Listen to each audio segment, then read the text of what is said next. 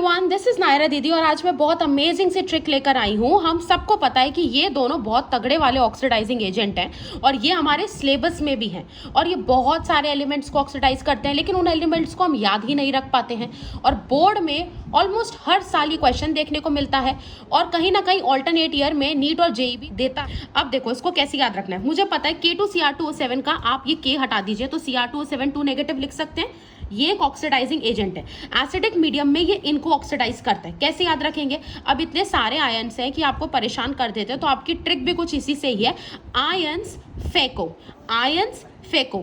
आई negative को ये I2 में कर देता है ऑक्सीडाइज, ऑक्सिलेट को CO2 में ऑक्सीडाइज कर देता है और नाइट्राइट 2 वाले को 3 में ऑक्सीडाइज कर दिया, नाइट्राइट को नाइट्रेट में, और Sn+2 टिन को कन्वर्ट कर देता है Sn+4 में। इसकी यही दो ऑक्सीडेशन स्टेट एग्जिस्ट करती हैं वैसे भी।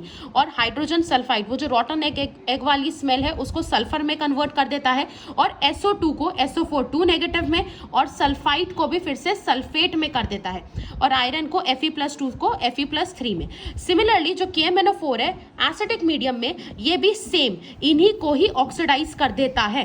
आपको याद रखना है ये सिर्फ एसिडिक मीडियम में हमारे सिलेबस में, ये एसिडिक और बेसिक दोनों मीडियम में। एसिडिक मीडियम में ये इनको करेगा। बेसिक मीडियम के बस 3 याद रखने हैं। सबसे पहला आयोड, ऐसे याद रख सकते हैं आइड, आइड मतलब बहुत आइडियल था बेचारा, और आयोडेट, फिर ये डेट पे चला गया तो आई नेगेटिव यानी आयोडाइड को आयोडेट में कन्वर्ट कर देता है और सोडियम थायोसल्फेट को सोडियम सल्फेट के अंदर कन्वर्ट कर देता है। देखिए थायो वर्ड तब लगता है जब आप S लगा देते हैं किसी में, तो ये सोडियम थायोसल्फेट को सोडियम सल्फेट में कन्वर्ट करेगा। आयनिक फॉर्म में ऐसे लिख सकते हैं और ये तो ऊपर वाले जैसा सेम है, H2S हाइड्रोजन सल्फाइड को सल्फर में कन्वर्ट कर देता है।